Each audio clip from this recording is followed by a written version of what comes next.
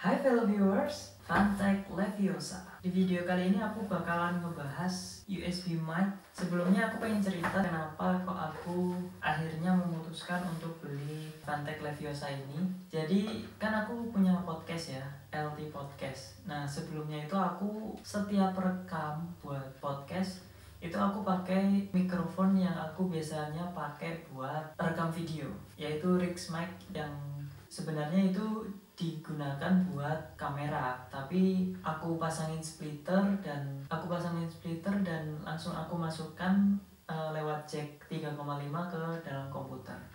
Nah yang jadi masalah adalah semakin kesini aku sadar kalau kualitas suaranya itu ternyata kalau berada di volume yang tinggi itu suaranya noisy banget dan bisa dibilang kerasa kotor gitu lah. Suaranya itu nggak jernih gitu, nggak terlalu pleasing buat didengar. Nah kemudian aku berusaha cari-cari di internet apa sih mic yang bisa digunakan buat ngeganti si Rix mic itu, karena sebenarnya emang Rix mic itu kan tujuannya buat si mic buat kamera ya, untuk kayak Rode gitu buat rekaman video pakai kamera, tapi aku akalin pakai splitter buat rekaman podcast. Yang jadi masalah tadi itu jadi kualitas suaranya jadi jelek, dan setelah aku telusuri ternyata sama sound card laptopku si mic ini di boost jadi dari 1 jadi 10 kalau nggak salah, dan itu benar-benar mempengaruhi kualitas suara. Setelah itu aku coba buat nurunin boostnya,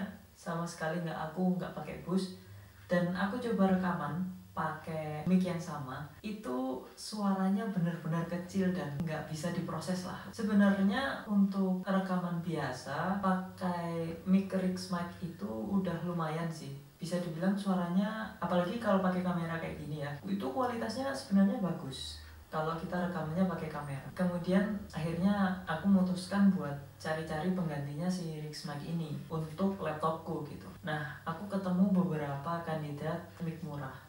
Aku cari-cari tahu ternyata beberapa mic yang analog yang tanjakannya SLR itu ternyata harus pakai phantom power atau semacam preamp gitu, biar nanti pada saat sampai di laptop atau sampai di PC itu kualitas suaranya bisa bertahan, nggak perlu di boost gitu. Jadi suaranya yang sampai di PC itu bisa besar dan jernih. Nah masalahnya preamp yang bagus dan audio interface yang bagus itu harganya benar-benar ya nggak sampai lah budgetku gitu. Akhirnya aku memutuskan untuk ya udahlah, kayaknya nggak bakal kesampaian kalau misalnya sekarang aku mau bikin podcast pakai harus beli audio interface. Sebenarnya kalau aku bisa beli audio interface pun aku pakai mic yang lama, pakai Rix mic, itu kualitas suaranya pasti akan lebih bagus karena udah di amplified di audio interface-nya. Nah tapi audio interface itu kan harganya bisa dibilang yang bagus itu di atas 1-2 jutaan. Akhirnya aku nyerah karena budgetnya nggak sampai segitu. Kemudian aku coba cari-cari di internet gitu, ternyata mic USB itu kualitasnya bisa lebih bagus karena mic USB itu bisa dibilang udah amplified di PCB-nya langsung di mic-nya. Jadi ketika kita tancapkan lewat USB itu sinyal yang masuk ke komputer itu udah dalam bentuk digital, bukan analog. Jadi si komputer lewat soundcardnya nggak perlu ngeboost lagi, jadi bisa dibilang kualitasnya out of the box bisa langsung bagus lah, bisa langsung lebih bertenaga gitu. Aku nggak perlu ngomong kenceng-kenceng juga, nggak perlu ngomong deket-deket juga, dan si PC nggak perlu ngeboost besar-besar juga karena boosting si suara itu bisa bikin banyak banget noise. Dan ada satu masalah lagi ketika aku pakai mic biasa, mic analog dengan langsung aku tancapkan lewat jack 3,5 nya PC, itu adalah suara hissing. Ternyata itu emang masalah umum yang sering didapat oleh orang-orang yang menggunakan mic langsung dimasukkan ke dalam soundcardnya PC gitu. Entah, aku nggak begitu ngerti tentang bagaimana itu bisa terjadi. Dari yang aku baca itu penyebabnya adalah kurangnya grounding atau apa gitu. Dan akhirnya setelah aku baca-baca itu dia bilang bahwa USB mic itu akan bisa menghasilkan suara rekaman yang lebih bagus out of the box, dan dia langsung bisa mengeliminasi suara hissing tersebut. Akhirnya aku memutuskan untuk membeli USB mic. Nah sekarang kita akan bahas mic Phanteks Leviosa MCX01 ini. Yang pertama kita lihat dari boxnya terlebih dahulu. Ini di bagian belakang ada tulisan spesifikasinya ya. Yang pertama adalah tipenya adalah condenser mikrofon. Terus kemudian mikrofon sensitivity-nya adalah minus 44 dB sampai 3 dB. Impedance-nya 16 ohm. Polar pattern-nya cardioid, yang itu jadi kalau kita ngomong terfokus dari depan, yang belakang nggak akan kerekam kencang suaranya. Jadi itu sangat bagus banget buat aku yang sebenarnya bisa dibilang lingkungannya ini nggak terlalu bagus soundproofingnya gitu. Takutnya kalau suaranya hasil dari mantul-mantul itu kualitas suara yang ada ketika ngerekam itu jelek. Terus kemudian frekuensi responnya 20 Hz sampai 20.000 Hz. Plug type-nya USB Type A atau USB Type B. Di mic-nya ini USB Type B. Yang nyolok ke PC adalah USB Type A. Panjang kabelnya 2,5 meter. Ini lumayan panjang sih. Dimensinya adalah 172 45,5 45,5 mm. Enggak terlalu besar dan beratnya 252 gram. Sekarang yang ada di dalam boxnya ini ada mic-nya sendiri, Phanteks Leviosa MCX01 mikrofon. Terus kemudian ada pop filternya. Nah, bentuknya busa ya. Terus ada foldable tripod, lalu ada USB kabelnya buat nyolokin mic-nya ini ke PC. Terus ada user manual. Di sini kayaknya emang dia ini sengaja bikin untuk, di sini ada tulisannya compatible untuk TeamSpeak, Discord, Skype, dan Mumble. Kayaknya emang ini benar-benar ditujuin buat kayak misal kita main game gitu, langsung voice chat lewat mic ini. Terus fiturnya yang ada di sini adalah kita bisa menggunakan ini buat voice chat, buat streaming juga bisa, buat streaming YouTube atau Twitch gitu. Terus kita bisa record vokal juga lewat sini. Ini di tulisannya di depannya ada tulisan RGB illumination yang kayaknya setelah aku lihat di beberapa video review itu bisa dibilang sebenarnya gimmick sih. Jadi ya sekedar ada aja gitu, karena pada akhirnya nanti bakalan ditutupin sama pop filter, jadi nggak bakalan kelihatan juga, dan aku nggak merasa ada masalah di situ. Terus kita coba buka kardusnya. Yang pertama kita dapat pop filter, ini busa. Terus kemudian kita dapat ini bagian dari tripodnya ya, ini satu. Terus kemudian ini legnya tripod. Terus yang terakhir adalah mic-nya itu sendiri di bagian atas. Ini mic-nya, kemudian kayaknya kabelnya ada di bawah karena di sini udah nggak ada apa-apa lagi. Kabelnya ada, ini kabelnya. Terus kemudian ada buku manual dan kertas garansi seperti biasa. Kita masukkan aja. Yang pertama kayaknya coba kita rangkai tripodnya terlebih dahulu ya. Ini tripodnya bisa kita lebarin kayak gini. Kemudian ini bisa kita naikin seperti ini. Kemudian bagian lainnya ini untuk naruh mic-nya ya. Ini bisa kita buka terlebih dahulu, kita taruh seperti ini, terus kita pasang. Dilihat dari tripodnya, kayaknya kualitasnya emang nggak begitu bagus ya. Dari potongan plastiknya juga masih banyak banget yang nggak halus gitu. Karena ya apa yang kita harapkan dari harga 500.000 yang udah dapat tripod langsung sepaket gitu sama mic-nya. Karena pasti kalau misalnya ngejar kualitas pasti dia akan benar-benar masang budget tinggi untuk mic-nya, dan yang ini pasti akan ngepres habis-habisan di tripodnya gitu. Atau bisa dibilang sebenarnya tripodnya ini bonus sih ya. Jadi kalau mau dapet yang lebih bagus ya kita bisa beli lagi yang lain gitu. Terus kita bisa pasangkan mic-nya di tripodnya ini sampai kencang. Kemudian bisa kita kencengkan bagian sininya seperti ini. Ini bisa kita naik turunkan tingginya sesuai dengan kebutuhan kita, dan bisa langsung kita pasang pop filternya ini ke sini.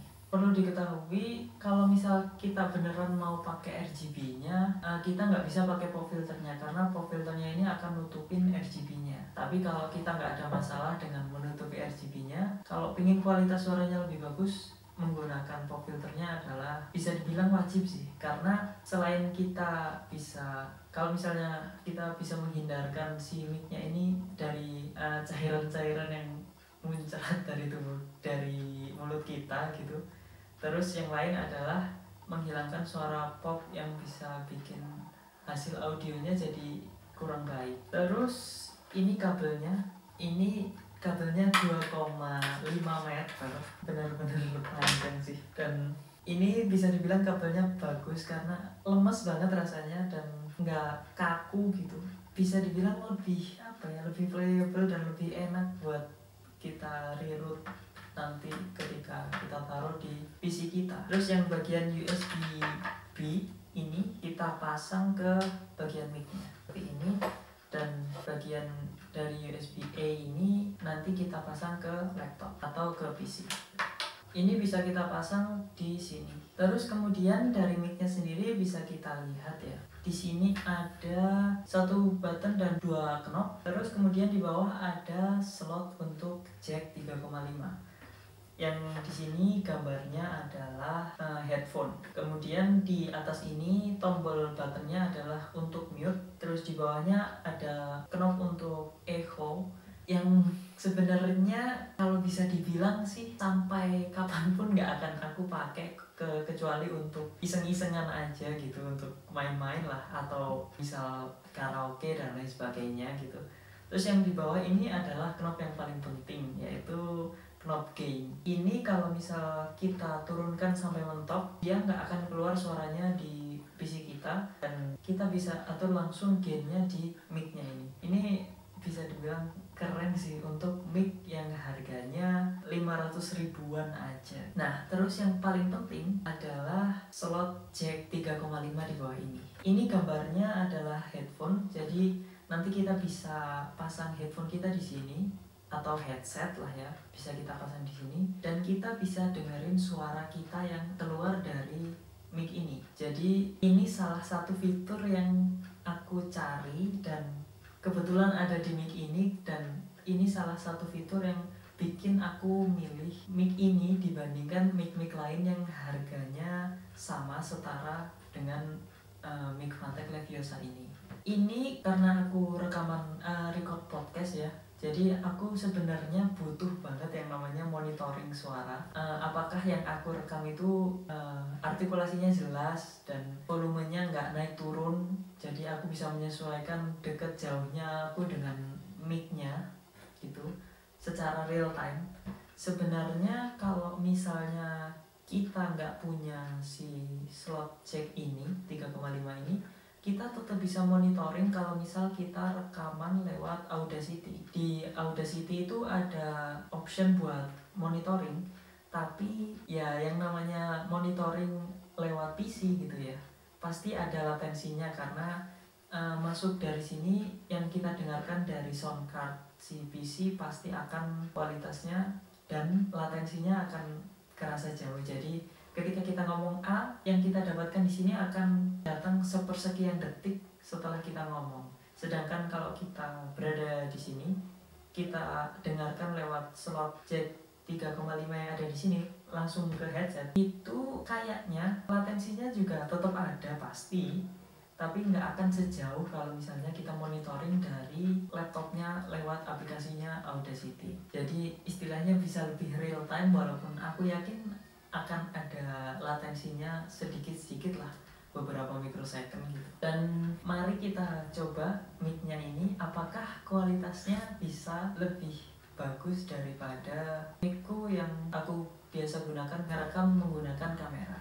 Ya kita akan langsung coba aja gimana bedanya suara yang kita rekam lewat kamera ini dan suara yang ada lewat rekaman yang kita rekam dari mic USB ini. Yang pertama kita pakai dulu untuk monitoring suaranya, terus kemudian kita buka aplikasi Audacity. Kemudian di sini kita pilih mic-nya adalah mikrofon dari Fantech Leviosa. Bisa kita langsung rekam dan kita lihat bedanya ya. Cek 1 2 3, apakah suara ini terdengar dengan bagus? Apakah gainnya kurang tinggi seperti ini? Apakah suaranya dapat terdengar dengan baik? Cek 1 2 3, cek 1 2 3. Apakah kita bisa mendengar suaranya dengan bagus? Sama seperti di sini atau berbeda seperti yang kita rekam lewat menggunakan kamera itu. Apabila kita tinggikan suara gainnya, apakah akan terdengar suara hissing dan noise? Dari yang aku dengar kayaknya di sini nggak terlalu terdengar. Terus kemudian kita bisa coba untuk menggunakan fitur echo-nya. Tes 1 2 3, tes 1 2 3, tes 1 2 3. Ini terdengar lucu sih. Lebih baik kita turunkan seperti ini saja dan kita dengar apakah suara ini berbeda dengan suara yang ada di kamera tersebut. Terus kemudian kita bisa lihat di sini tombol mute-nya menyala dan ini bisa kita pencet seperti ini dan mic-nya akan mati. Kemudian bila kita nyalakan, mic-nya akan nyala. Satu hal yang aku notice dari mic ini, ketika kita pegang bodinya dan kita ketuk, dia suaranya akan masuk juga. Kita sentuh tripodnya dan kita ketuk-ketuk, suara dari getaran yang ada di tripod dan bodinya ini akan masuk ke dalam rekaman di video, di hasil dari rekamannya. Jadi saranku ketika menggunakan mic ini benar-benar harus hati-hati dan lebih baik nggak kita pegang apa-apa dan kita langsung berbicara seperti ini. Dan apabila kita ingin menghasilkan suara yang bagus, saranku, karena tipe dari mic ini adalah cardioid dan memang sengaja harus berada di depannya. Ketika kita merekam, kita harus benar-benar berada di bagian depan seperti ini agar suara yang ditangkap menjadi jelas. Mungkin cukup segini aja dulu pembahasan dan sedikit review dari mic Fantech Leviosa MCX01 ini. Apabila ada pertanyaan yang ingin ditanyakan, bisa kalian tanyakan di kolom komentar di bawah. Kalian bisa like kalau kalian suka dengan video ini, dislike kalau kalian nggak suka. Terima kasih telah menonton. Sampai bertemu di video-video berikutnya. Ciao!